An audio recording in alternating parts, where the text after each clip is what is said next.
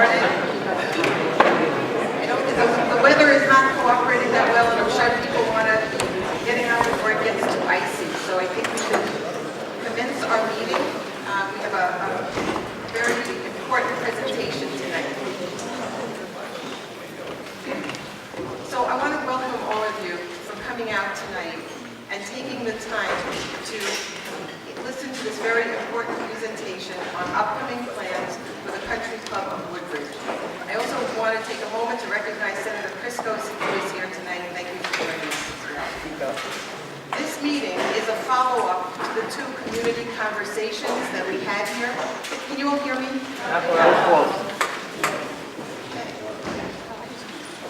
Try harder. This is a follow-up to the two community conversations that were held here in October. At that time, we had about 250 town residents come out and talk about their ideas and their vision for the Country Club of Woodbridge property. As a follow-up to the community conversations, the town hired the consultants Milone and MacBroom, who are here this evening, and Milone and MacBroom are going to be working on our plan of conservation and development. That is a plan that we update every 10 years, and it expresses the vision and the future goals for our town, town-wide. But as part of the contract this year, we asked Milone and MacBroom to expedite their study of the Country Club of Woodbridge so that we could move more expeditiously with respect to this property. Milone and MacBroom did a draft report, which they presented to the Board of Selectmen on January 16th. That was to be a preview of the presentation tonight. In addition to the Board of Selectmen, we had the Board of Finance, the Country Club Commission, Town Plan and Zoning, and the Woodbridge Listens Ad Hoc Committee, all present to hear the draft presentation. If you're here tonight, I would imagine you recognize the importance of the Country Club property to the town of Woodbridge.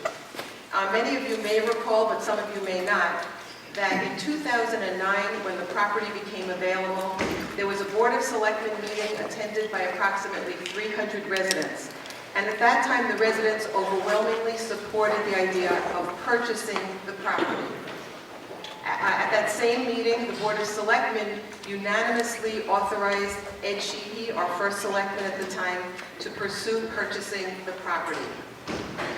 Very importantly, I think, in 2009, the Board of Selectmen sent a townwide mailing in which they identified the primary reason for authorizing the purchase of the property as ensuring appropriate development of the largest single tract of land remaining in Woodbridge. They also said that they wanted to avoid uncontrolled development that could produce a major strain on town services, noting police, schools, and fire. Thus, from the outset, when the town considered the purchase of this property, controlled development was contemplated as part of the plan. What the Board of Selectmen did not anticipate, nor did the voters who supported the plan at that time, was the extent to which the Country Club operation would experience budgetary shortfalls. Since we have purchased the property, we have seen budget shortfalls of approximately $1 million. It is clearly time for us to pursue a thoughtful development plan that will make the promise of this exceptionally beautiful parcel of land a reality for our town. It is also clear that simply operating the property as a golf course is not a viable option that we can afford. As I said at the community conversations, it is my goal and that of other selectmen to come up with a long-term plan that benefits the town financially. That is, any plan must be fiscally responsible for the town residents. At the same time, we want to develop a plan that best reflects the vision and goals of town residents. And we work together at the community conversation to identify those goals and the vision. They included a consensus to preserve open space to the greatest extent possible. There was strong support for continuing golf at this time, and also to allow limited development, most likely active senior housing. That was the consensus development idea. I do want to tell you what the process will be after tonight's presentation. We will have The presentation and discussion and question and answer will help us develop an RFP, a request for proposals for some limited development on the Country Club property. We want to have an RFP that allows for private sector creativity on the property, but within certain very important parameters. For example, the development must be in keeping with the character of Woodbridge. It must assure adequate protections for the neighbors of the development area. There must be appropriate traffic planning as well. And it's also very important, I'm sure I speak for all of the selectmen, that we have a plan that will pass when it comes to the voters in the town of Connecticut. It's important, I remind all of you, some of you may know this and some may not, that when we sell property, it is a decision that is made by the townspeople of Woodbridge. It is not made by the Board of Selectmen, but it's made at a special town meeting or a referendum. So everyone will have the opportunity to review, talk about, and vote on any plan that is developed. This evening, Tony Genovese, who is our Administrative Officer and Finance Director, will provide some background information and financial data. He'll be followed by Michael Looney from Milone MacBroom, who will discuss his firm's draft report and recommendations. As I mentioned, after that there will be an opportunity for questions, answer, and discussion. For the people who just came in, there are empty seats, so please feel free. And I'd like to now ask Tony to go over his presentation.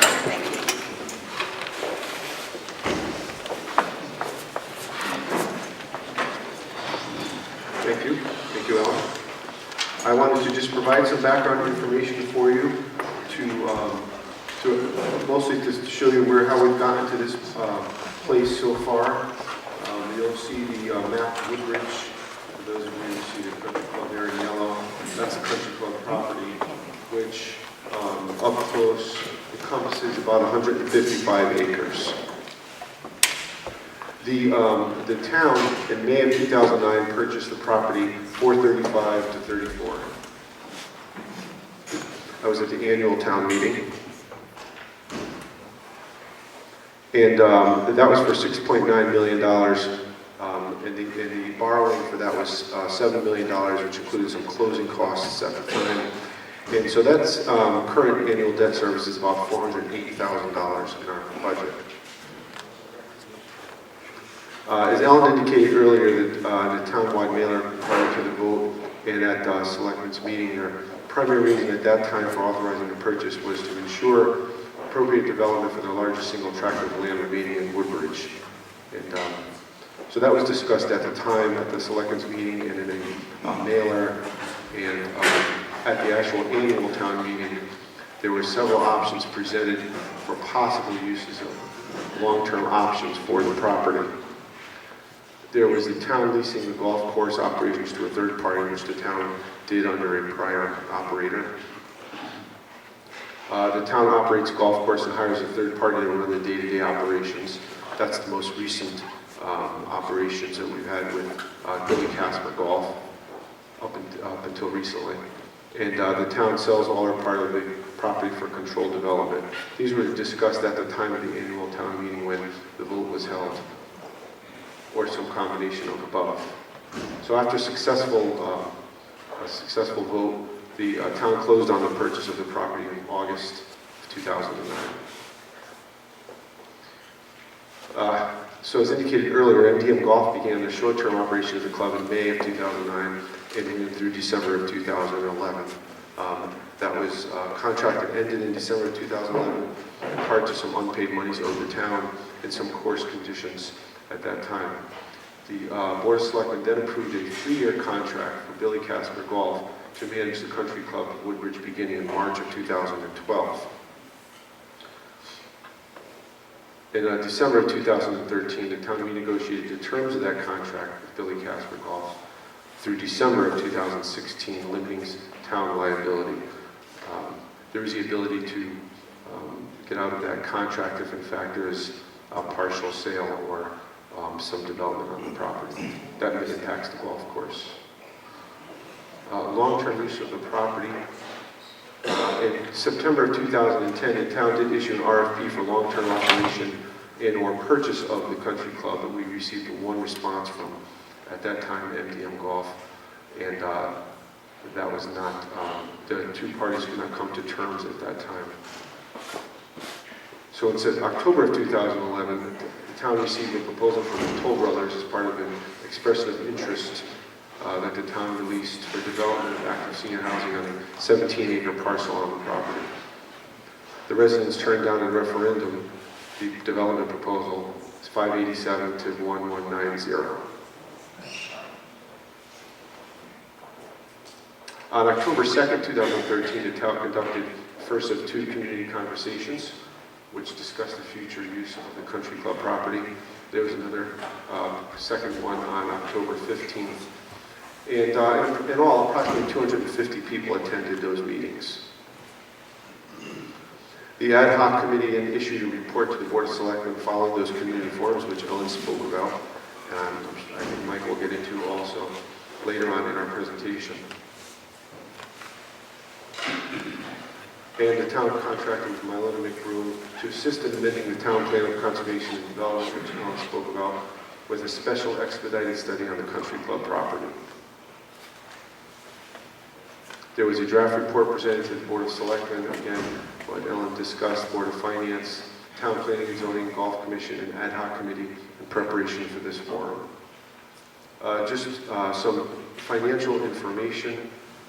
Since 2009, country club related expenses for the operation of the club and all expenses related to anything to do with studies or golf operations or pool or facility have exceeded revenues by over $1 million since 2009. So that exclusive of debt service, which interest would be another approximately $300,000 since that time. The current debt, as I indicated earlier, is $408,000 for fiscal year 14. That is essentially a $350,000 principal payment, which we make annually, and then interest costs. So as a result, the town currently holds $6.3 million in notes on the property. So there have been two principal payments that we've made thus far on this property. The town, because the town holds notes on this property, can reduce debt with proceeds from sale if that occurs, which would reduce both the annual debt service and the amount of debt held on the property. So that's something to consider.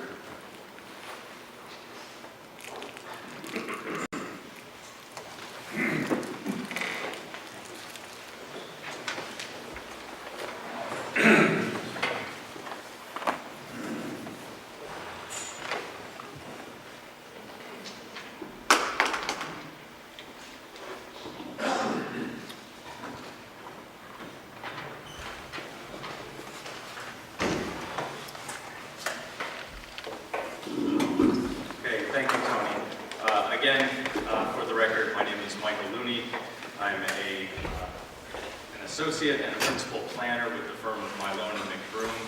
I'd like to point out that also with me tonight are John Milone, who is the president of Milone MacBroom, as well as Vince McDermott, who is a planner and landscape architect and is a senior vice president of our firm. These gentlemen have an extensive career in land development and in planning operations and have provided tremendous guidance throughout the process of our work on this very important subject. As was alluded to a few minutes ago, the fate of this property is a very unique opportunity for the town of Woodbridge, with it being the largest remaining tract of undeveloped land in the town. What happens here is going to be critical for the town's future, which is why this is something that we're looking at as part of the plan of conservation and development. We really believe in as we've gone through this process, that there's a chance here for the town to achieve a vision that combines both fiscal prudence with maintaining a valuable public resource for all Woodbridge residents. Essentially, our charge, the scope of our study, was to review and identify the public vision that came out very strongly in the 2 sessions that we had in October, the 2 listening sessions. To take what was derived from those listening sessions, go back and start gathering appropriate information on different elements of the property, the assets and the operations, and start coming up with some ideas based upon the criteria that we derived from the public comment to come up with potential options for the site. Once we had a number of potential options in place, we started testing them, looking at how different development opportunities could be laid out physically on the site, and how the reality of each one of these scenarios as it was laid out really dovetailed with the public vision that we had gotten from the public listening sessions, and trying to keep that in mind, within the framework of the fiscal prudence that is a very important part of this project as well.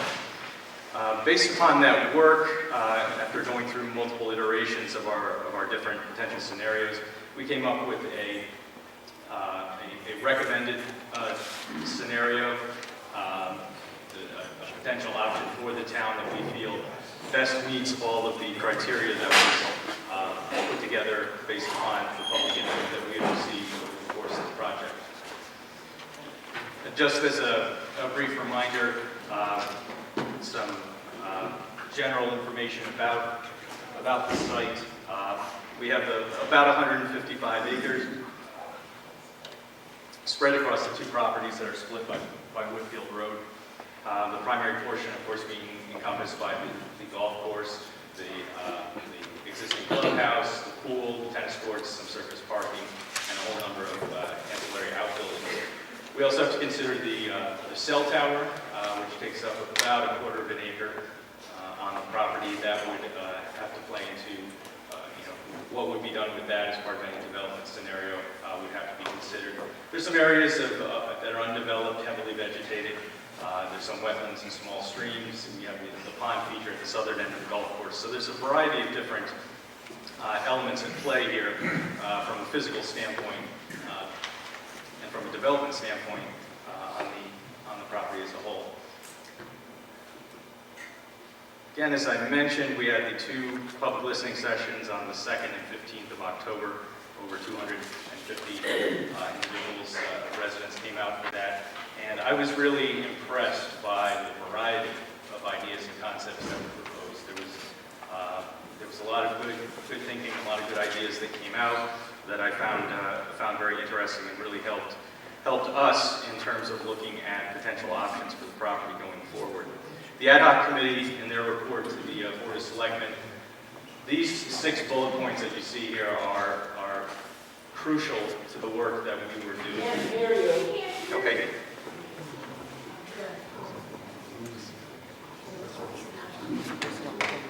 All right, is that better? Okay. These 6 points were crucial to the work that we were doing, as they gave us the sort of guideposts of what we were working within in order to stay within the realm of what the public had expressed as its most pressing interest. And it's preserving as much open space as possible. There was a lot of feeling of keeping at least part, if not all, of the golf course and try to make it a profitable operation. Keeping some of the other facilities such as the pool and the tennis courts. Some people were very open on keeping the clubhouse going and doing whatever it took to make it run profitably. Some only wanted to do it if it was a fair, there was a degree of certainty that the clubhouse was going to be a financially viable option going forward. And there was also a lot of points raised about selling at least part of the property with development restrictions in place to help defray some of the current costs that the town is carrying in having the property within its ownership.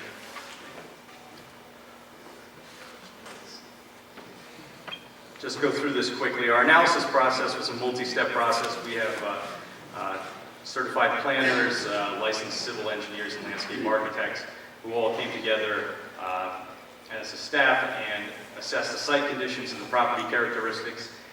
In the process of doing this, we prepared 5 baseline scenarios for analysis and then came up with one recommended scenario, which I'll get into in a minute. We made determinations about what types of development could occur and the different intensity levels of those types of development. We spent some time actually putting pen to paper and sketching out potential site layouts. You know, if we were doing this for just someone, a private landholder, what kind of development could you see happening? How would it be laid out? And we used that to educate ourselves as to what parts of the site were appropriate to be developed and what you could potentially fit within those areas. We kept the scenarios that you're going to see, the maps that you're going to see general in nature. At this point, what we're trying to do is identify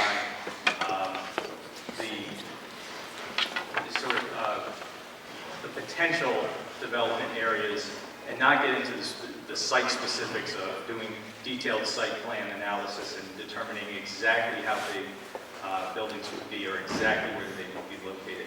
We're trying to tease out exactly what kind of development in what general areas and what general density would be most appropriate.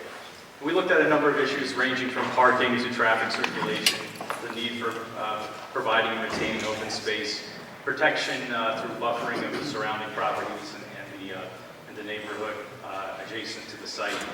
And ultimately, we crunched some numbers and looked at the different fiscal impacts and implications, at least from a kind of 10,000-foot view, to see, to get some rough estimates on how each development scenario could impact the financial situation of the town.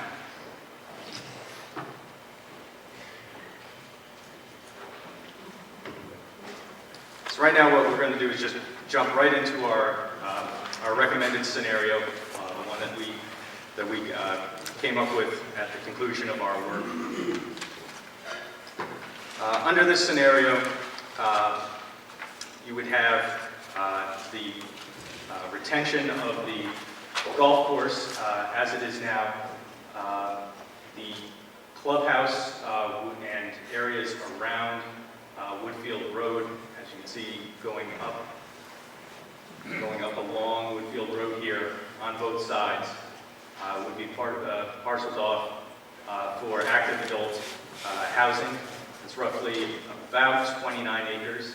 One piece that would be retained by the town would be the pool facility down here, and with the clubhouse becoming part of this private development area, a smaller clubhouse and parking would be developed up at this corner of the property, which I believe is where the original entrance to the property was back when the golf course first opened. So in this scenario, what we have is a situation where you maintain the 18-hole golf course. This permits some time to sort of realize what the results could be from the new golf course management agreement that's in place and see how that works out over the coming months and years. The development, the age-restricted housing, which we sort of envision as being attached, but that doesn't have to necessarily be the case. The option with that would be that the developer would take on the responsibility of the existing clubhouse, and if the developer could come in and believe that they could make a great facility out of the clubhouse and turn it into an exciting use and integrate it into their development plans, they would be free to propose that, but if not, it would be under their responsibility to remove it if they wanted to do development in that area. So we have possible demolition of the existing clubhouse, but the pool facility we'd like to see maintained as a public use.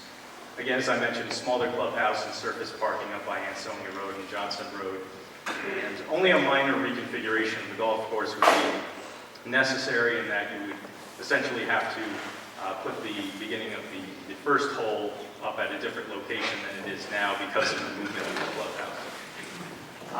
What this does, and why it was some of the reasons why we we came to this recommended alternative was that we feel it provides a substantial enough level of development to get a reasonable financial return for the town while still maintaining a recreation use. And again, because of the agreement in place through 2016, is only a couple of years. That doesn't mean that the golf course will forever be the use that's there, but it at least gives some time to see how that works out and how the finances of the golf course change over the coming months and years.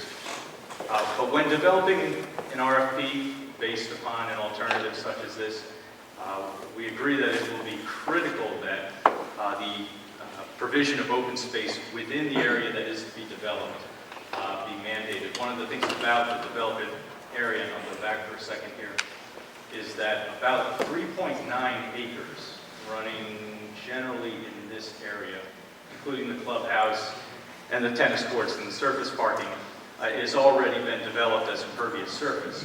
So that area has already been disturbed, so that sort of limits the amount of area of undisturbed land that you would be impacting through this scenario.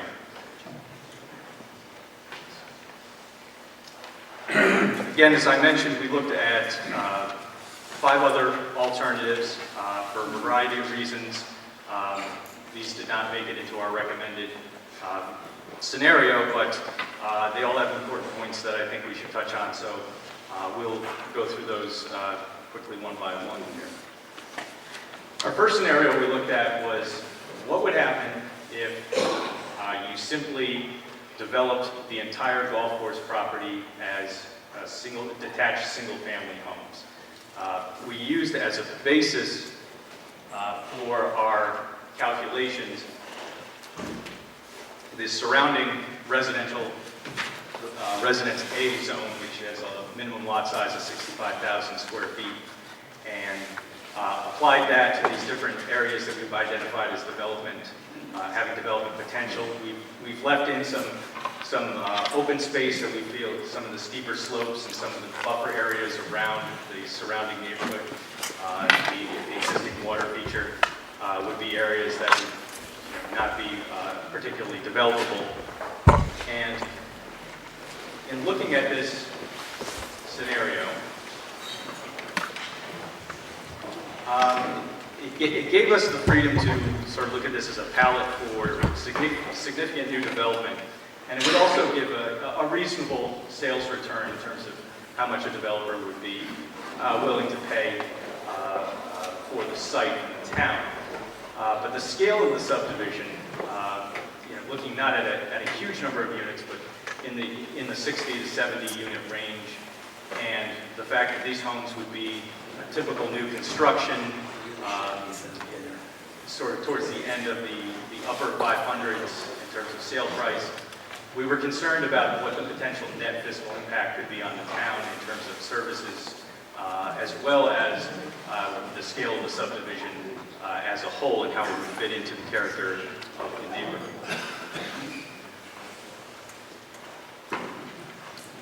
Under scenario 2, we were a little bit more conservative. Again, the important part about this scenario is that we maintain the existing golf course as it is without any changes to layout or facilities. The northeastern portion of the property here would be subdivided off for attached townhome style age-restricted housing. The piece on the other side of the wood field would remain as undeveloped open space. So what this scenario gives us is you still get to maintain the golf course, and again, see how the financial situation with that use works out over the coming years. The clubhouse, the pool, the other Country Club of Woodbridge assets remain in place. One of the issues that came up is that it's a very limited amount of development under this scenario. You're probably looking in the 50 to 60 unit range for the number of units you could get here, and that's not likely to make a significant dent in the town's financial situation vis-a-vis the ownership of the property. So we really didn't feel that this development scenario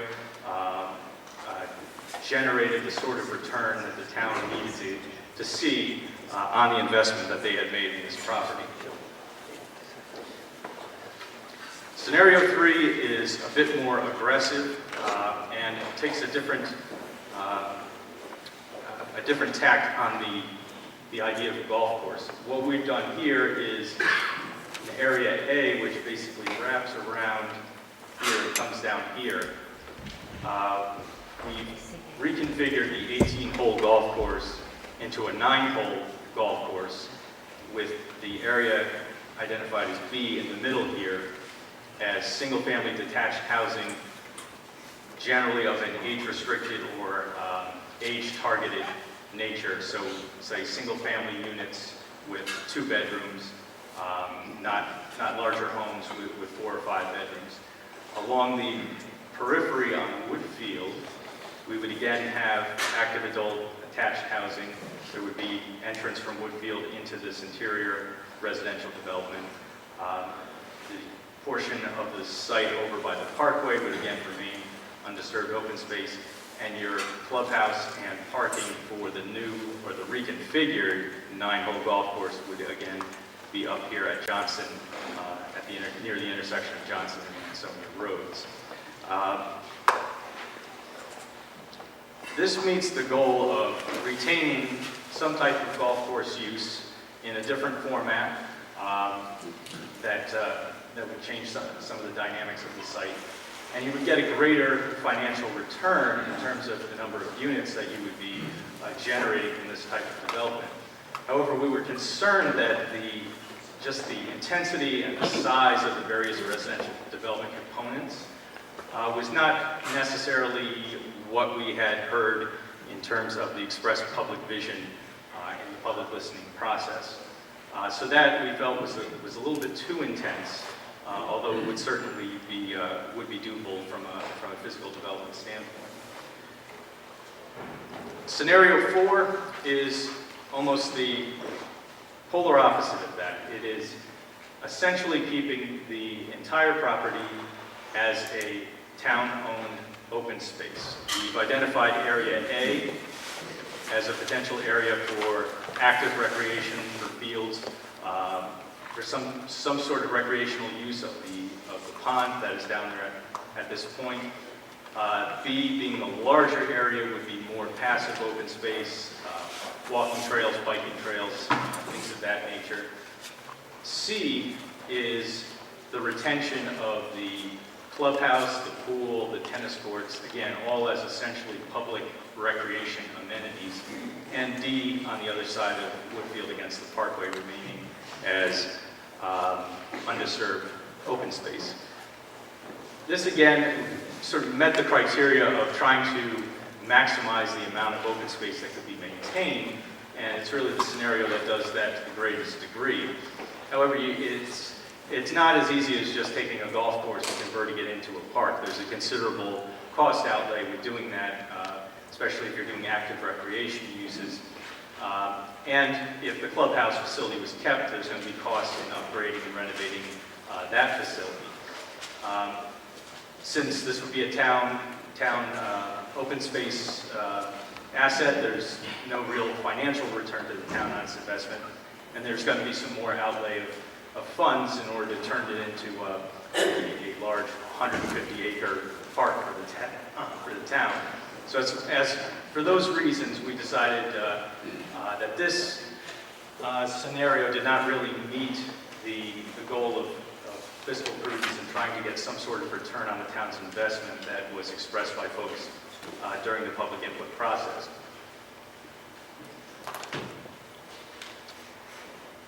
Finally, we have scenario 5, which is a bit of a hybrid scenario. It combines certain elements of scenario 4 in that we have area A and area B, again, being active and passive open space assets. D over here would be parceled off for attached age-restricted housing.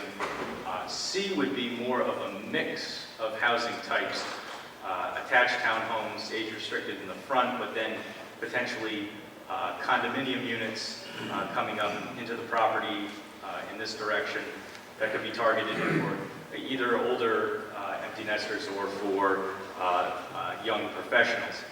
And again, the open space over on this side of Woodfield would remain undisturbed. What this does is, again, like scenario 4, provides a considerable amount of potential open space. But again, you're faced with the cost of converting a golf course into an actively used park. And with the mix of units that you would have, there could be, a different level, a higher level of fiscal impacts on the town. So the combination of the additional investment, the potential intensity of this development, we thought once we laid it all out, it might be too intense for the area around it.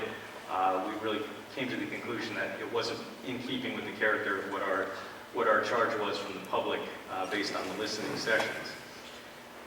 Finally, one last thing I want to touch on is the issue of mixed use. This did come up in the public listening sessions.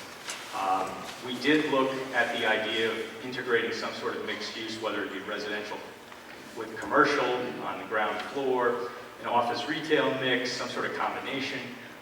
We looked at that conceptually.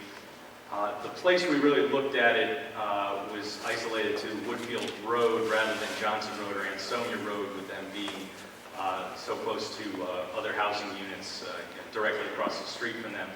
We did a few rough sketches just to see what we might fit in there in terms of total square footage and parking, but we never really got into a deep conceptual stage with this one. There were some non-residential uses that I came across in listening to the public input, smaller, low-intensity, kind of niche commercial uses. One example I heard was of a coffee shop over there. But ultimately, we had a lot of concerns about the site visibility, how visible it was, and how viable that made it for commercial development. The fact that for some of these uses, you generally need higher residential densities to support a mix of uses, and we were running up against the criteria that we didn't want to overdevelop the property just so we could support one or two small mixed-use pods. And of course, the potential impacts of traffic and just the development design on the surrounding neighborhood were also concerns to us. So ultimately, we came to the conclusion that the concerns outweighed the potential benefits from including such uses.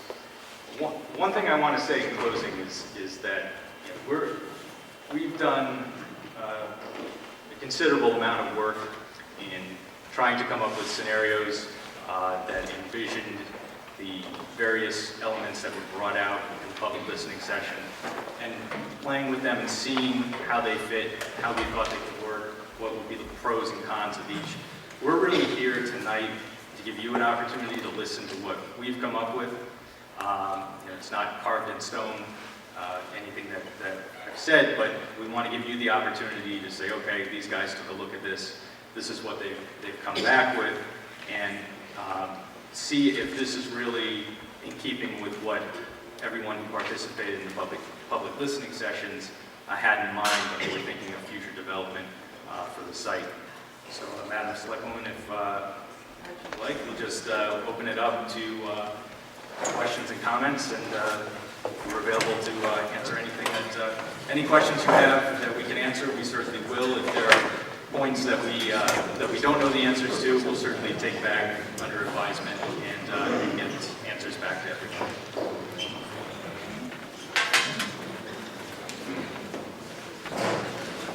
There's a microphone here. Do you have questions? I got a lot of voice, no worries. The 5 scenarios, thank you for presenting them. I don't mean to call anybody old, but I do feel as if I'm on the younger side of the folks here. I know I feel as if I was on the younger side of the 2 previous meetings. The vision presented, the one you selected, is a very conservative one.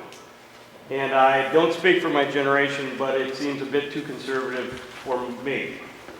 I'm interested in the process going forward to look at the other scenarios, how you tested them, and vetting them out. I would be one to put some pressure on a more aggressive plan, and I'm just happy to be here, and I hope we all look forward to some more aggressive plans.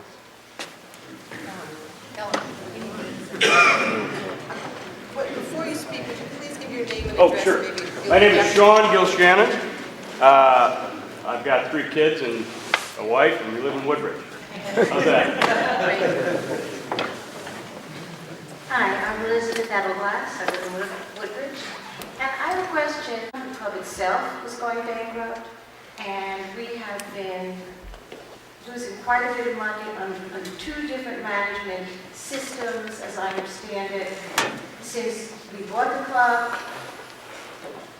What makes you think that now, under the new management plan, we could make a success of it? And the second part of the question is, since I have a doubt that we can make a success of it, if that comes to pass, what is the impact of essentially doing this in a 2-step process, of offering part of the property for development now, and then in a year or 2 or 3 saying, oh, we can't make it go to the golf course, and now we need to offer the other part?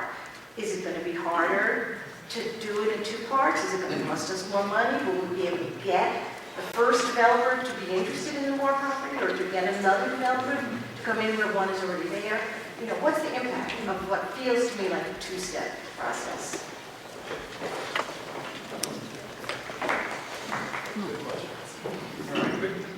Good question. 2-part questions are always good. For the first part, what is likely to be the success of the 18-hole golf course going forward? Honestly, the golf course market is a very competitive market right now, which is why, as part of this work, we commissioned a sub-consultant who is a golf course consultant and expert to take a look at the site and see. We were really using him for looking at, could you do a 9-hole golf course? Would that be feasible? And he came back with findings saying, yes, 9-hole course would certainly work, and that's certainly possible. But he again stressed that it's a very competitive market for the golf course.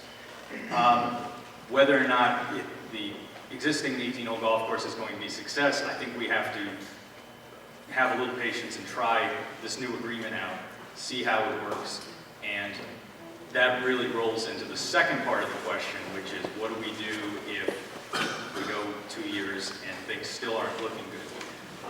There is always the possibility of issuing a new RFP in a second stage for the remainder of the property, were you to slice off the pieces that I showed under the recommended scenario, and put those out to the developer, to the development community, and see what response you get. In fact, by waiting a year or 2 or 3, depending on how things go, the market may actually get better. We have been kind of stuck in a stagnation period of real estate values, and the chances of them going up, we're starting to see some signs of that.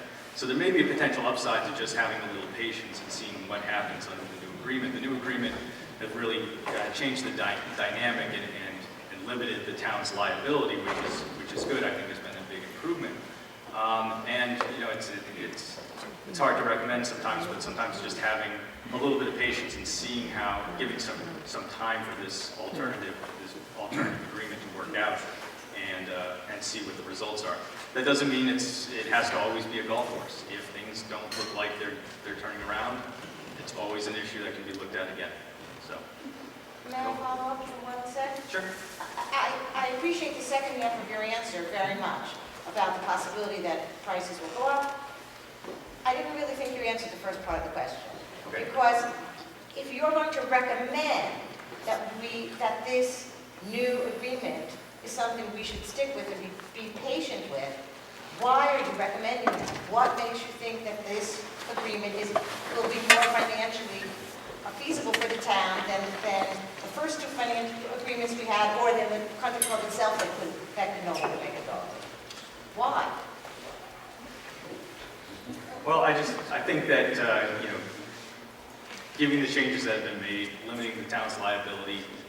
It's just my opinion in looking at it that I don't know specifically, how well the financials are going to turn out and at which point, but at the same time, I just feel like that, rather than taking the entire property and just selling it for development, to just give it a little time to see if it can come back, and then if that doesn't occur, certainly opening up the process and going forward again.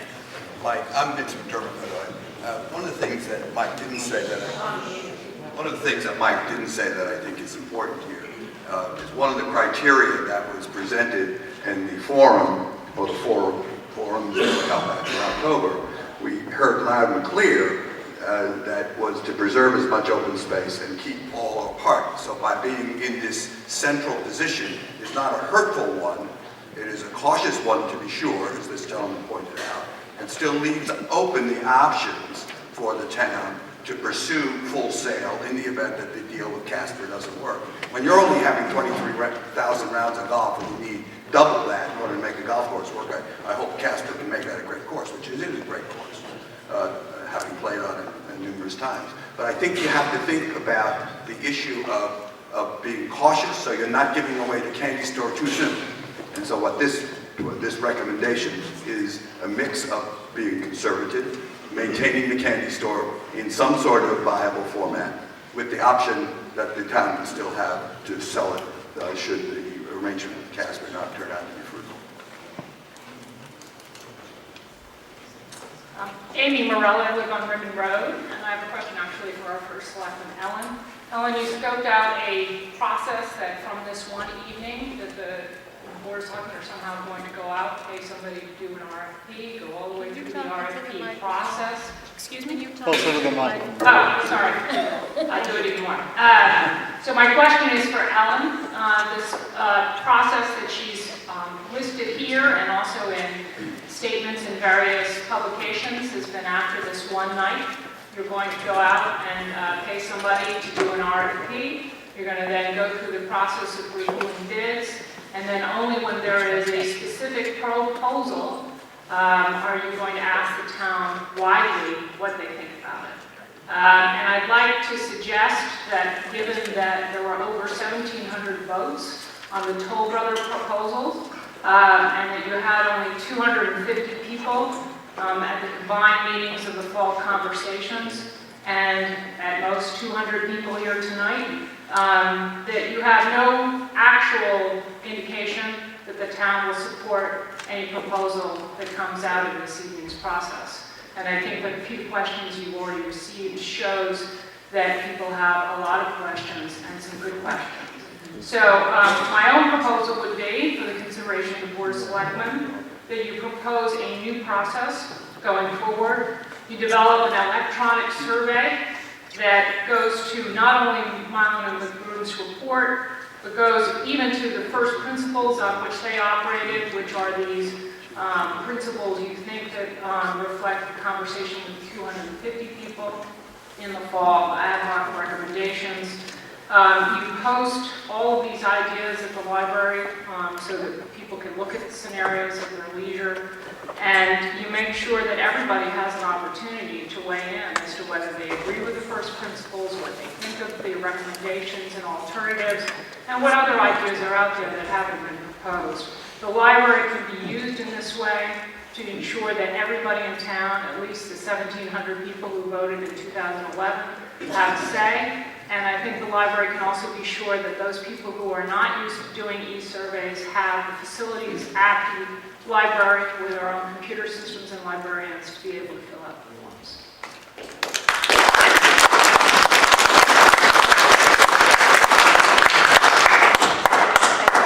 Thank you very much for your suggestion.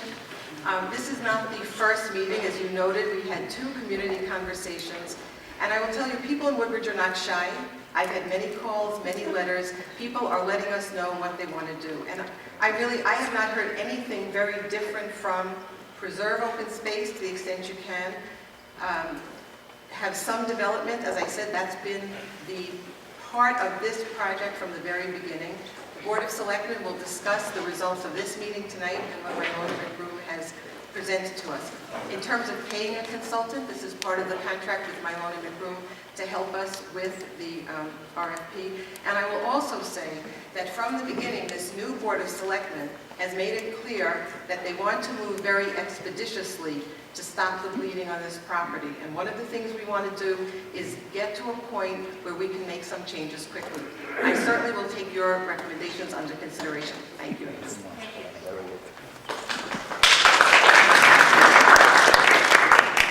Good evening, I'm Bill Auerbach, a Woodbridge resident. I came tonight to hear what our consultants had to say, and I don't hear any sense in the consultant's report acknowledging the disaster that this has become. The vision of the town has been well stated. It's the vision of the town that led us to this disaster. We were sold on the idea that we would acquire this property, we would have open space, that it wouldn't cost us anything, particularly because the revenue would service the debt. And I believe that you said at the beginning that it was unforeseen, that the operator would not be able to fulfill his promises well. I think if the then Board of Selectmen had done a little more due diligence, it would have been foreseen. And the situation is we have $1 million worth of net expenditure on top of, I calculate, $1,200,000 in debt service that we've paid. And so that's well over $2 million that we don't show any signs of recouping. One of the proposals that the consultants did examine was putting up the entire property to residential development. And they said, well, we could have 60 or 70 homes in the upper $500,000 range, but it didn't seem that it would be a net fiscal success for the town. I would like to ask a little bit more about what those figures are, because some quick calculation tells me that in the sale of the lots, the town might realize, $12 million. And I would like to know what the marginal cost in terms of town services is for such a house. What are your demographics? How does that compare? I mean, if it's school children, how many seats do we have? Are our seats emptying out anyway? I think that to have the town in the business of operating a golf course might be a very nice vision, but I don't think it's at all fiscally prudent. And I don't think enough emphasis on the fiscally prudent aspect of what the two town meetings came up with have been properly considered by our consultants. Yes, open space. A lot of people want open space. That's very nice. But it's costing us a lot of money. I would like to see that stop.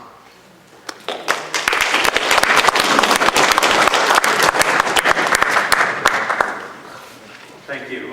Just to touch on the fiscal implications of if you were to open up the whole property to single-family subdivision type development. Doing a marginal cost analysis, we've just not had the time or the scope to be able to do that. It's a very intensive process of doing Louder, please. of trying to do that. What we have done is we've done some per capita analysis, which essentially looks at what the cost is per person in terms of government services based upon your budget and your population, and your per pupil cost based upon your local and regional educational budgets minus any funding you get from the state for ECS and transportation and things like that. If you have 65, 70 single-family homes with 4 bedrooms, you're going to get probably in the low 60s in terms of kids.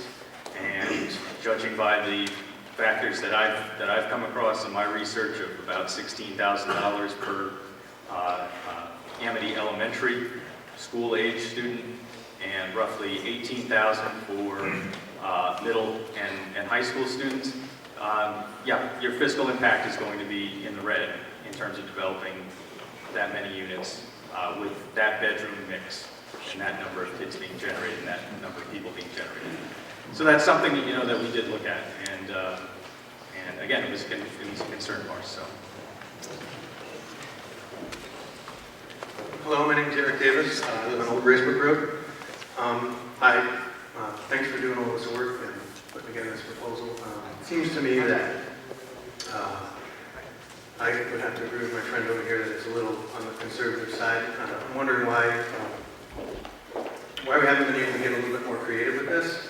I feel like everybody wants a little bit of everything here, and I think that's possible. And also, to my friend's point over here, I feel like we're going a little fast with this. To get a really good plan together, I think takes, comprehensive thought and consensus is hard to come by, but most importantly, I think we're looking at what are we going to do for the future of our town, and how do we all want to live here moving forward. I have a 2-year-old.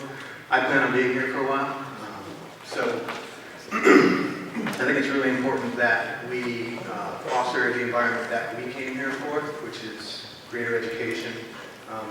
Obviously the cultural diversity here is, it's in and out, but I think most importantly, fostering more of that creative environment and the ability for us to all enjoy our space here. One of my ideas was to possibly get Yale involved to do a sculpture park. Bring in some nonprofit money to take over the land. Use that open space so people can actually come through and enjoy it. Keep part of the Country Club 4 golf course, not maybe 18 holes, but some of it. There's room on the property to develop parcels that have already been identified as worth developing. We can do that. Something along the lines of maybe, I don't know how many of you are familiar with the Silver Mine Artist Guild. There's potential for cultural programming that could bring, benefits to this town that last far beyond a country club. So, I don't know, I feel like there's more to be talked about. I think there are a lot of other people who have good ideas as well. And I would have to agree that 2 town meetings with 250 people would seem like a big enough chunk of the population and a strong enough conversation to make a decision where we're talking about millions and millions of dollars and our taxes, kind of going up continuously. So, appreciate your comments on that. Thank you.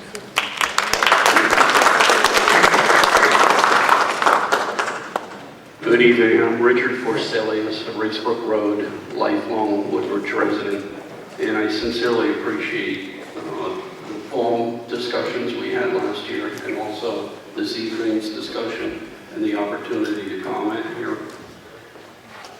We have an existing agreement with Billy Casper as stated through December of 2016.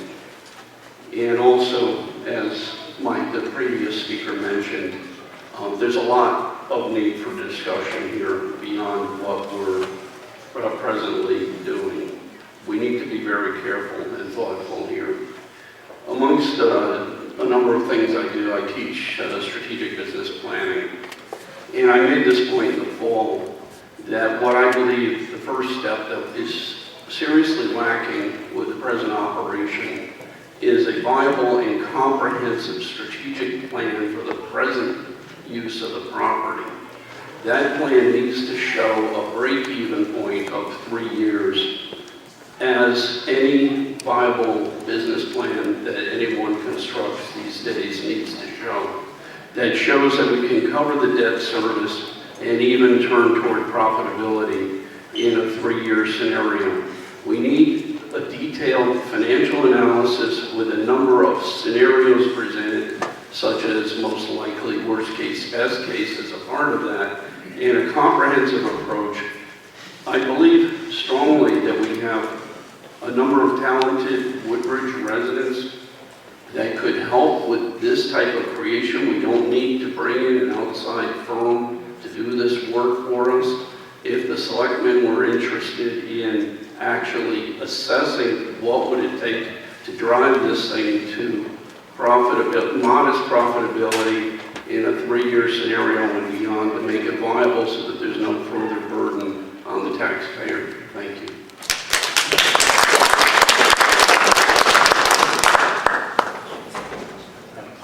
My name is David Schneider. I live in Woodbridge.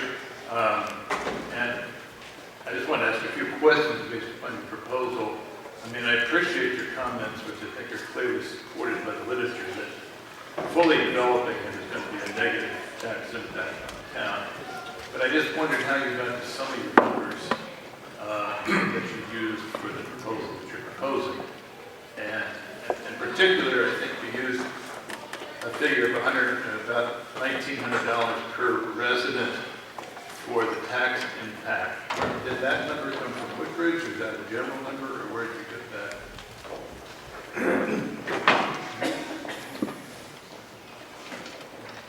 That 1,900 number was based off of the most recent town budget for Woodbridge. It's not a number.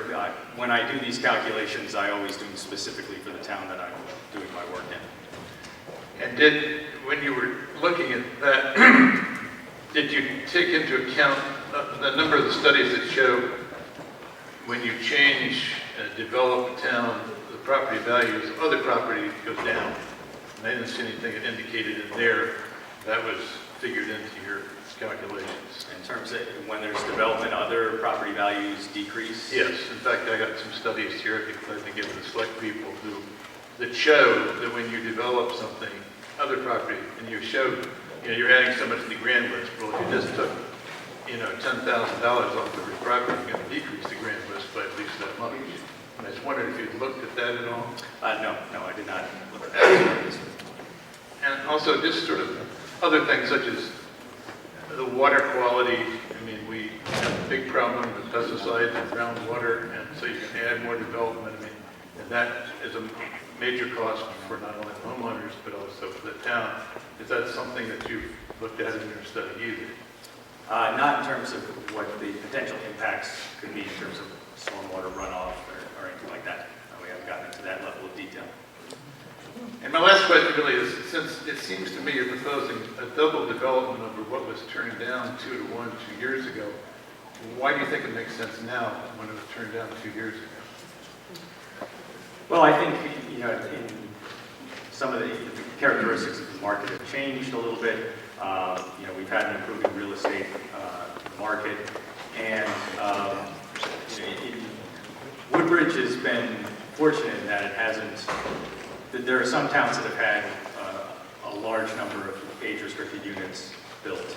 There's still, I think, an untapped demand here for those type of units. Otherwise, we really wouldn't have proposed them. So we were looking at it mostly from, could this work from a market standpoint and from a planning standpoint, and we kind of came to the conclusion, I guess, that it would still be okay.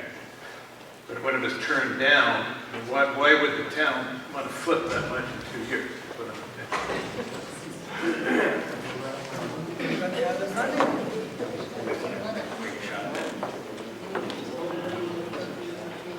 Of course, David, nobody can answer that for sure, but I think the circumstances have changed.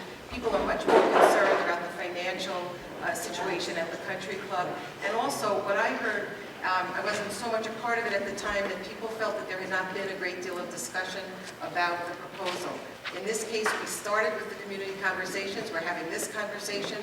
We will have more information available, so that might make a very different outcome in the town. Of course, we don't know that. I think even hearing from the questions here, you can see there are the people who really want to preserve open space. There are people who want to see lots of development, and I think it's going to be incumbent upon the Board of Selectmen to try to come up with something that will satisfy enough people to pass. It's not magic, and we don't know exactly how to do it, but that's why we're listening to you today.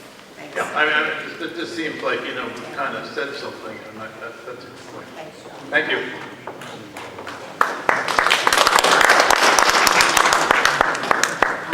Kathy Wakefield, live on River Road. I wanted to address the issue of zoning. Milone MacBroom was asked for, and I quote from the charge that they were given, an analysis of the physical characteristics of the site, land uses and zoning within the portion of town immediately surrounding the site. And I don't see any evidence tonight that they have taken zoning into consideration at all. This proposal would not be permitted under our current zoning regulations.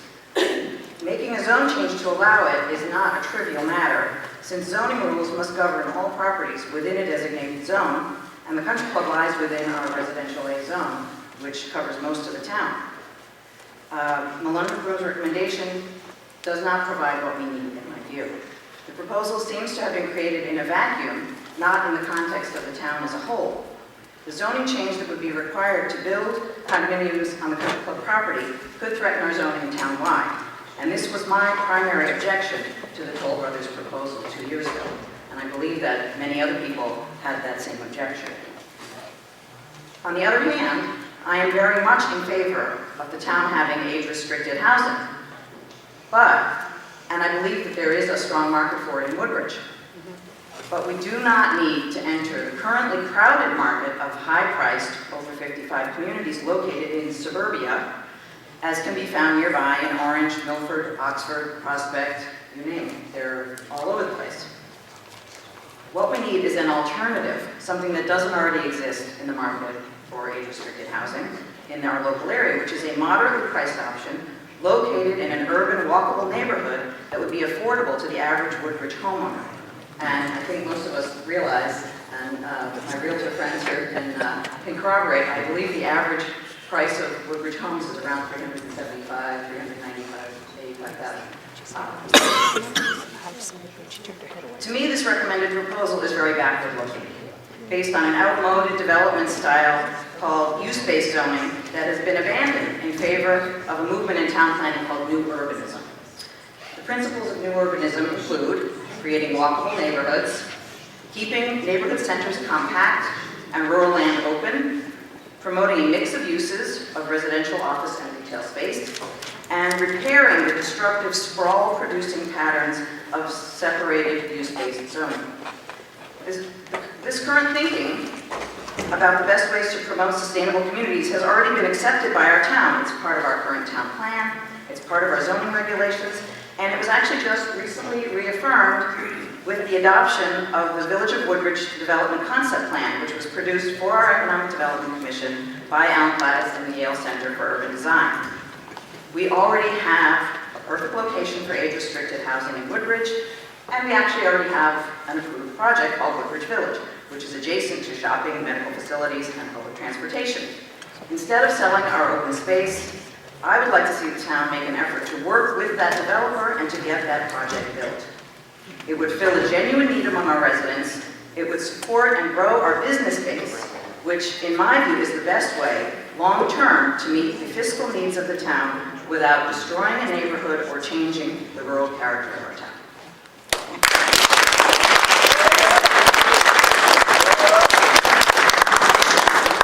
Thank you, Kathy. I do want to comment on that. I think what Kathy Wick has described is something that many of us would like to see developed. But I think it's also one of the things we're dealing with here is reality in the private sector. What will the private sector do? What will be of interest to them? And what will bring them to the town? As noted, there has been a developer with a plan on the books for quite a while, and it hasn't happened. So one of the things we will be doing at the Board of Selectmen is to try to assess with Milone MacBroom what is practical and what will the private sector bring to us. Without that, we have nothing at all. Thank you.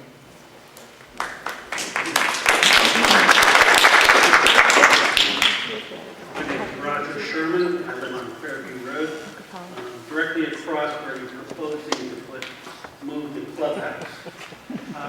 Over there is a bad area for traffic.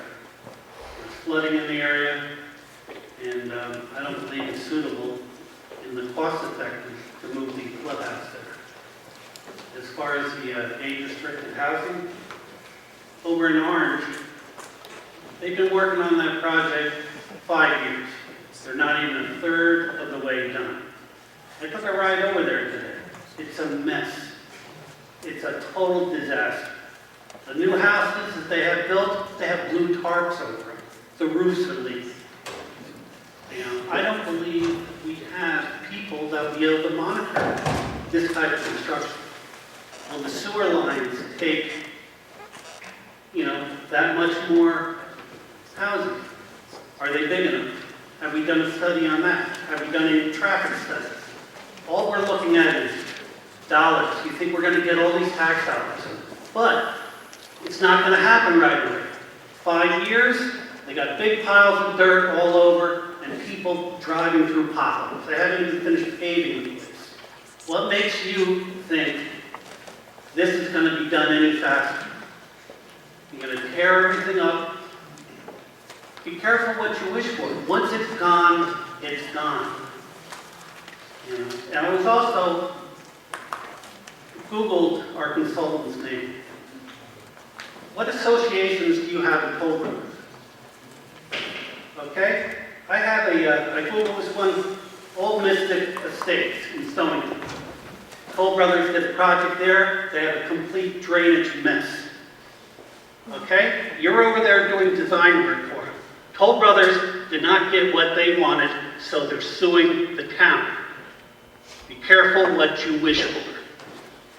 Take it slow.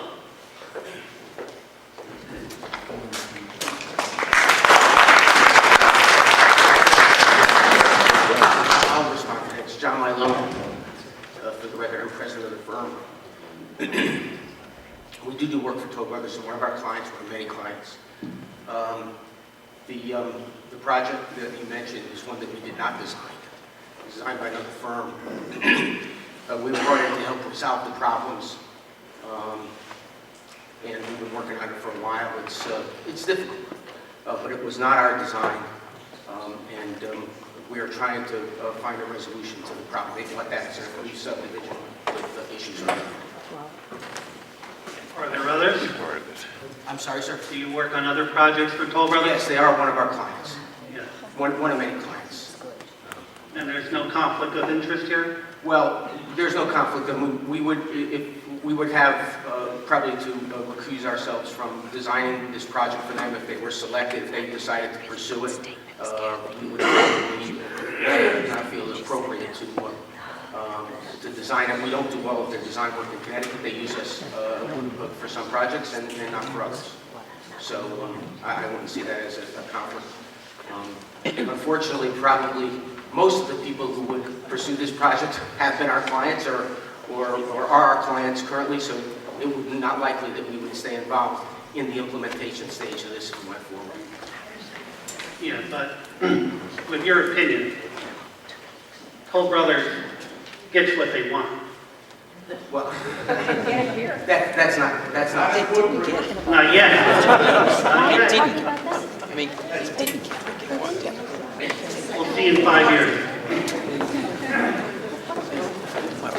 Because he has.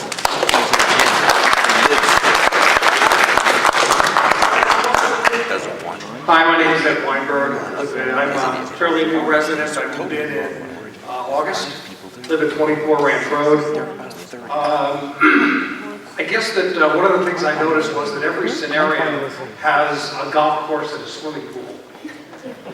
And while it seems like a nice thing, I understand that there are very few town residents that actually use these facilities. So what we've done is we've taken this little corner of the property and we've said this is what it absolutely positively must be.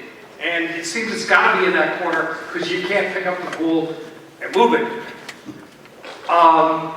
There are other golf facilities in town. I think there's 2 other golf courses.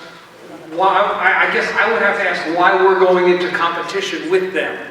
If they tell us that the golf market isn't very good, then why would we want to take away business from what has got to be 2 of our largest taxpayers? So their economic viability is very important for our grant list. That's it.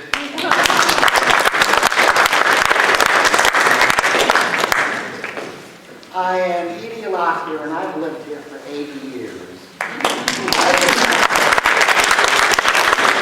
I remember when we had a cow calculation.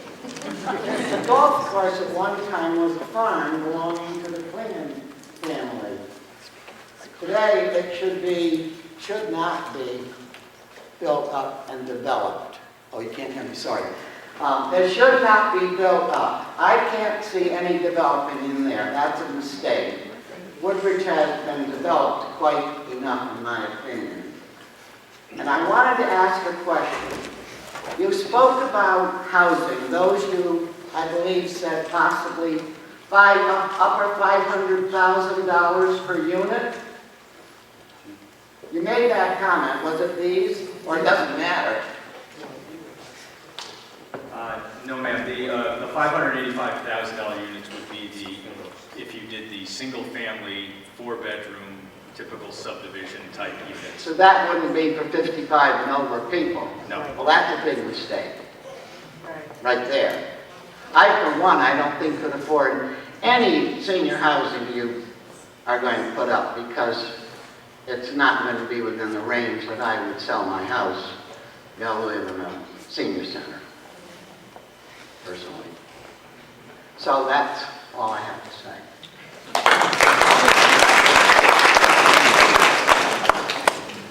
Good evening, my name is Robert Fryer. I live at 115 Newton Road here in town. And I'm also a professional engineer and land surveyor, so I find myself in an interesting situation in that I'm usually where the consultants are standing and trying to fend off the rocks and spears and various rotten fruits and vegetables that are thrown in my direction. So, I read the report, and I don't have a lot to say. I'm not going to ask you questions that I expect answers to because I think it's more important that everybody here hears what we have to say, as opposed to for you guys to try to find answers to questions on short notice. But I think we're really asking the wrong question a little bit here. I don't think we need more studies or more hope or anything else to figure out what the financial viability of the golf course is. We've got 5 years and $1 million to prove that it's not viable. It's not financially viable. And it won't ever be financially viable. I've heard every country club commission meeting where Billy Casper Golf has said, look, we're not getting our rounds because there's not enough golfers and there's too many golf clubs. Never going to be viable.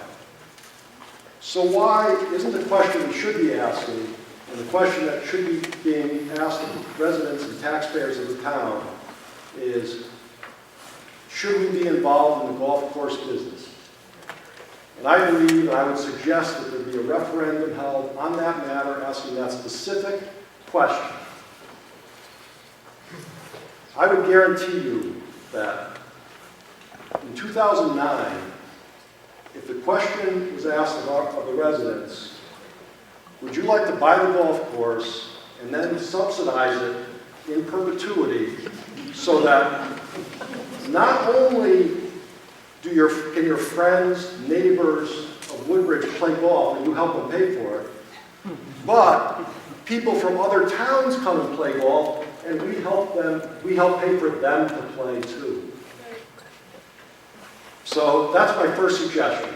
And I don't want to hear about the contract with Billy Casper Golf. Meaningless contracts are broken all the time. And I guarantee we could go through some conduct of Billy Casper Golf and their predictions and find some holes in their predictions that border on negligence. Now, part 2 of this is as far as development on the course goes. I'm not averse to some limited development on the golf course, but wouldn't it be a different conversation if we could figure out, stop paying $200,000 a year to subsidize the golf course and figure out what is the minimum amount of development that we need to do there, given that we'd be saving the money that we're paying Billy Casper now to make it a zero-sum game for us, meaning it doesn't cost us anything. The tax revenue pays the debt service. And I'm not talking about dismantling the golf course. What I'm saying is, you shut the golf course down. We'll work as passive open space the way it sits right now, and nature will take care of the golf course. So I think that's really about it. And the only comment I would have is that the only observation I would make is that operating this golf course reminds me of a story where one person walks up to another person and that person's hitting himself on the head with a hammer. And then one first guy says, well, why are you doing that? He says, because it feels better when you stop. And that's what operating a golf course. The only way to feel good is when you stop.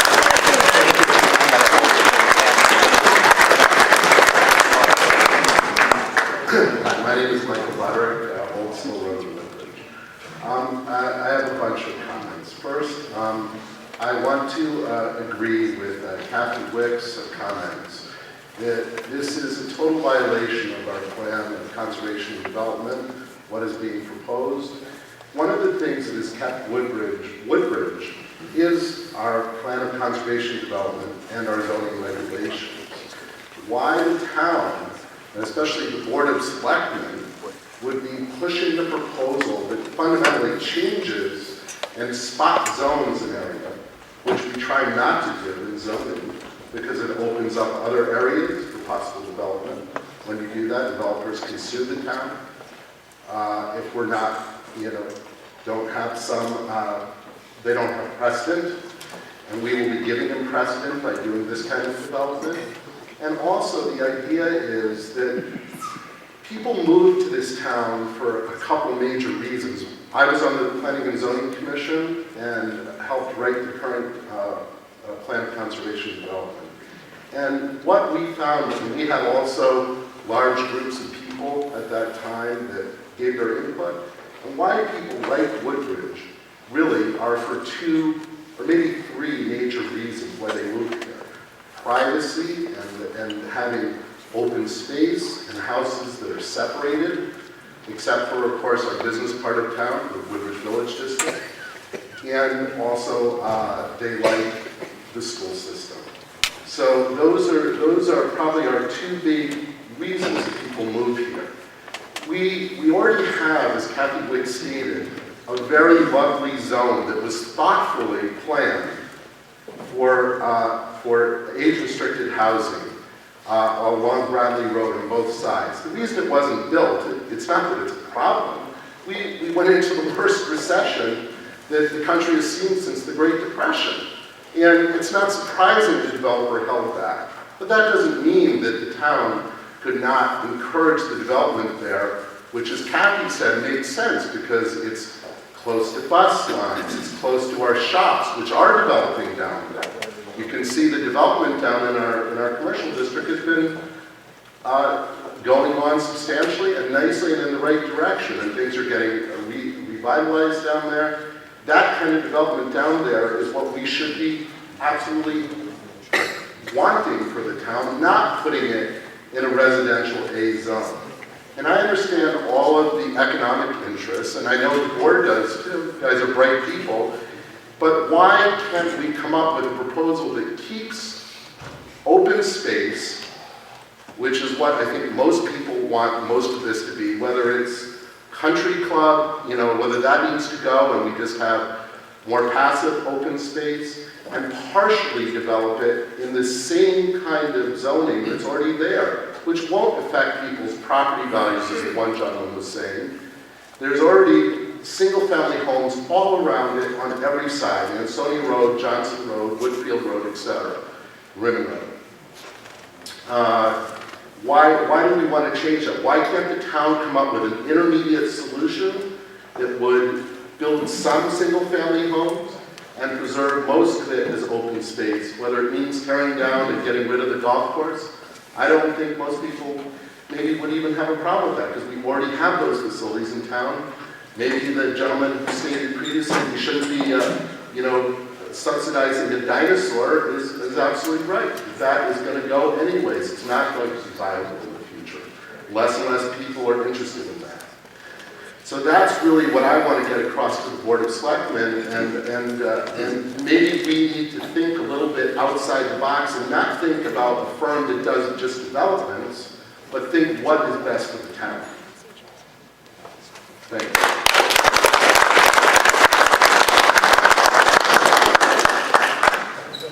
Chuck Pine, 162 Center Road. Friends, Woodbridge residents, and countrymen, I come here not to praise this process, but to bury it. Now, a couple of things I think we should all know about the Milone MacBroom review. M&M was originally brought in to do our town plan. Our town plan, which, by the way, is now about 4 years overdue for review. The work's got to be done, and no one argues with that. And several folks have mentioned the website and what these guys are good at. These guys have never built any of the projects that they're putting forth and analyzing. They're consultants, and they bring value to a lot of organizations in a lot of ways. But I would argue that these aren't the right guys to be, first of all, setting up what the options are, and then scorekeeping them, and then asking us to pull the trigger on one of the decisions. I think what we need is an independent review, independent organization come in and to solicit real options from real developers who are going to put forth plans that they think will work in this town. It's their business, they do it for a living. Milone MacBroom pretty much is on the sidelines when this happens. They review it, but they don't do it themselves. So I think we've got the wrong guys steering the ship here. No disrespect to these guys intended. They were brought in for one thing and they're doing something else. I would also say that in the analysis of these options from real developers, that the value a third-party consultant brings to us is they can force the issue and we can see real data, we can see real traffic reviews, we can see what the financial impact is, what the quality of life impact is to all of them, and they can separate fact from fiction before anything goes in front of the Board of Selectmen or to us as voters. As people have said on many occasions in town meetings, Woodbridge has more advanced degrees per capita than any other town in this state. As immodest as that may sound, we're a pretty smart group. And I think in order to make an informed decision, we need a hell of a lot more information than what we're seeing tonight. My recommendation to everybody in this room is to talk to the folks who we've elected up there and tell them to stop this process dead in its tracks and to go back, and as the great Mr. Fagan once sang, I think you better think it out again, because this shouldn't go anywhere on the path we're going. Let's do it properly, let's get the right company involved, let's set some timelines, and let's operate this project like a business, because my God, it's a business that's lost us $1 million. Let's do it right for a change. Thank you.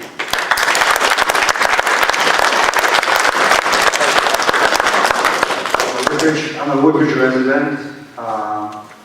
I'm disappointed, in the process thus far, that after 2 meetings, general meetings, one Board of Selectmen meeting, I received a letter from the first selectman or email, I believe, that we'd like to put this project behind us by the summer. It's a very important project. It's going to cost a lot of money no matter what's going to happen.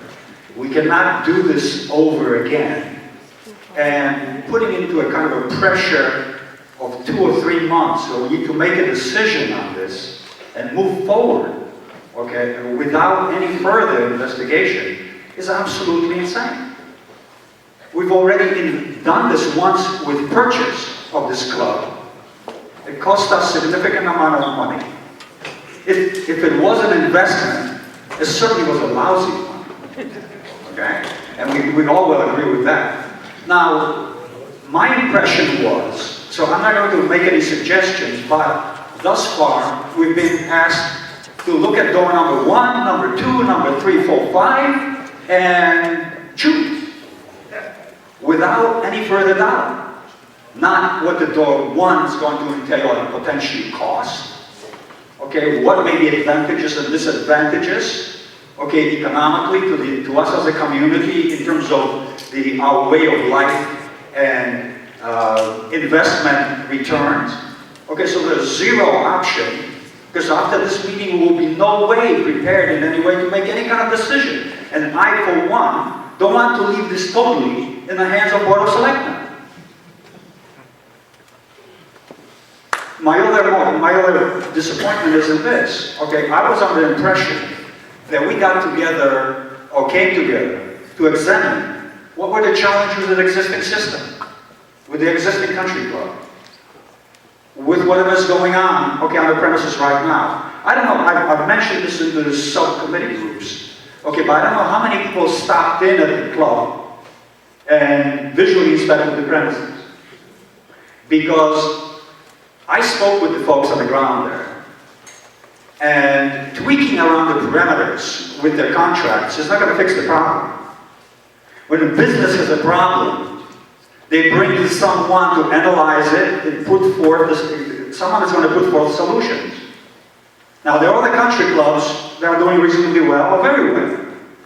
There are no more country clubs in this area right now than has been for years. And population has grown somewhat. This country club also operated at one time fiscally responsibly. Now, what seems to be the challenge? One of the challenges is that you cannot have a management by committee, because it takes forever, anything to done. Anything from, these folks told me, for instance, none of the property is being leased right now. None of the facilities are being leased. The kitchen is down to the last refrigerator. The roads need to be changed, the roof is leaking. No one from town, they don't have a direct line to anyone in town that can give them a yay or nay answer on anything that they may want to do. They told me that at least $10,000 easily, if the premises as is was able to be leased, they can increase the revenue easily by $10,000 a month. And that's only the summertime. They're only leasing the banquet facilities. Okay? Now, at least in my group, okay, we discussed also potential options. How about the winter use? How about the downtime? Okay, when no one's golfing. Okay? Is there potential use for that facility the 3, 4, 5 months, okay, out of the year? Okay, that study has not been done. Folks said, well, it will cost $7 million to rebuild the club. I was under the impression that the group that we had hired or asked to do feasibility study, that they would actually in fact come back to this meeting and say, listen, if you want to maintain the existing facilities in the manner that it is right now, we're not going to get involved in contractual obligations between the group that's managing it and the town. But in order, here's what these facilities need. Okay, physical facilities in order to recondition it, revamp it, such and such and such. Okay, not doable. Or it's going to cost X number of dollars, potentially. Do we want to invest, okay, X number of dollars into the existing facilities, change the management from the town standpoint and the existing management, okay, of the facility itself? Because I asked the gentleman, I said, listen, if you had an emergency, or you did something done, whom do you call in town of Woodbridge? I don't know. When was the last time anyone from Woodbridge, town of Woodbridge, visited this facility? There's a blue van that comes around occasionally, Okay, we cannot afford, okay, to move into another project. It seems like we haven't solved one problem, and we've already moved on to compound it, potentially. May I ask you 2 questions? First, Yes. I didn't catch your name. Myron Yezhayevsky. Okay, and the second thing is, who is it that you were speaking to who said, I don't know who to call in the town of Woodbridge? Well, people that actually are in management positions there, or they are reasonably responsible for operation of these facilities. Somebody you spoke to there? Yes. Okay, thank you very much. Okay? So, I didn't get any answers today. One, on what would cost or to remedy the situation, okay, as it exists right now. Is it feasible to operate this as the existing facility but increasing activity, including, in my group at least, and it was one of my proposals potentially, that we use the facility also more as a community type Woodbridge Center? Thank you. Okay? Thank you. There has been work done on that. We'll get you the details. Kathy? Hi, I'm Kathy Schufer, 9 Beecher Road. I'm a former Conservation Commission member. Conservation Commission is charged with grappling with the kinds of issues that we're talking about now. How much development is proper and how much conservation is done for the town. You don't see people from the Conservation Commission speaking tonight, and I want people to understand that it's because you're here, but their leadership and speakers from the commission are not here. I want people in this town to understand how deeply this town depends on cronyism and partisanship, and that a lot of people who could do service to the town are not allowed to do so, are not called upon, and even when they volunteer, they're turned away. The Conservation Commission lost everybody who had a long history on the commission because of politics, and therefore it's become a much less effective commission, which isn't to say that the members aren't trying to do their best, but they don't have the history of people that were let go with the change in administration, and sort of punitively because certain positions that were taken weren't popular. I think it's really sad that this town is so poorly managed and so much prey to a very small group of people who bully other people, throw their weight around, and so on. And I think that we need to have an independent party here and try to reduce partisanship here. Try to make this town actually a democracy again.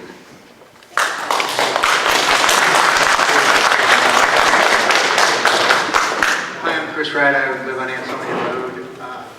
I grew up in Bethany and I moved back to Woodbridge 9 years ago for the school, for the open space, and because I thought it was a great atmosphere for my children to grow up in. My question is real simple to the First Selectman or to the Board of Selectmen. If we just didn't have the golf course, how much would it cost us a year to pay our debt down? And it would cost $400,000 a year. How much are we paying now? So it sounds like the worst case is we don't have I mean, I don't mind the golf course, don't get me wrong, but I do mind paying our bills because the economy might be getting better, but you know, our town attracts people that want to live in our town for our school system and everything else. And I moved from a town that had a high tax rate, and a lot of people here say that we have a high tax rate, but since I moved here with the $11 million budget that we just did for Beecher, which is fine because we need school systems to attract new people, but it doesn't make any sense to spend more money when it's cheaper not to do anything and have our open space. Thank you.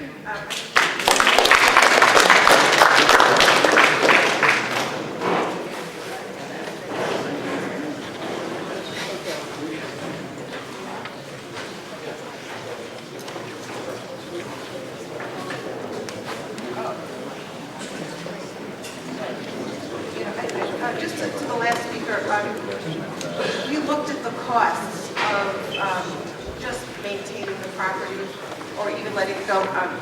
Right now, we have equipment leases that cost us about $200,000 a year on the property. And so we have that fixed cost for the next few years. I understand your point, but we looked at what was the best way to keep our costs down, taking into account some fixed obligations that we already have. So if we just kept it the way it is right now, right, without building homes, that's okay with you. I mean, when do you think we could get out of our problem? We're never going to make our money back. So when would we get, would it be 3 years of having the country club run the way it is? And then we could do this and then, you know, zero out some? I think, businessman, I'm just asking. right, I think it depends on the Because we're actually hurting other facilities that pay taxes for undercutting everything in the community for what some nice gentleman said. And I do like that the town can do it cheaper. But a lot of people from outside our community come here and we pay for it. Right. Well, right now we have what we think and hope is a very valuable property. We wouldn't want to see it deteriorate. So for whatever we do, if we decided not to have a golf course and not to operate it, which is something we considered, we would still have to maintain it. We don't want to see the property deteriorate. So between minimal maintenance and our existing contracts, it would have cost about $400,000 a year. Instead, we are paying under $200,000 a year. At the same time, the recommendation number one, while we don't have the data yet, because because we want to see what the private sector would provide. Conservative estimates that Tony has done and Michael has done is that at the time the units were sold, we would be not only covering our debt service, but covering the operating costs of the country club. At the same time, people may say over time, we don't want a country club. But I think generally, although some people here would be happy to develop the entire property, I understand that and I see it, I think more people in town would like to see preservation of open space. So at this time, we're trying to strike the balance between some development, preservation of open space. It's very expensive to convert a country club to other open space uses, and it would be detrimental to the town to not preserve the asset. This is a very valuable asset that we have to take care of. It's a balancing act. The Board of Selectmen will be working on it. But as I also said in the beginning, fiscal responsibility is the keynote. I don't think anyone on this Board of Selectmen will support any plan that does not help the town financially and make this work for the town. Many of the ideas that people have said tonight are wonderful ideas, and I'd love to see many of them happen, but they are not financially viable. If they're not, we are not going to consider them, and I think I can speak for the Board of Selectmen in that regard. But if it is fiscally responsible and we can make it work for the town, we want to balance open space with some limited development, and that's been our goal all along. We'll certainly consider what people have suggested tonight as well. We're going to close it down now, and thank you all very much for coming.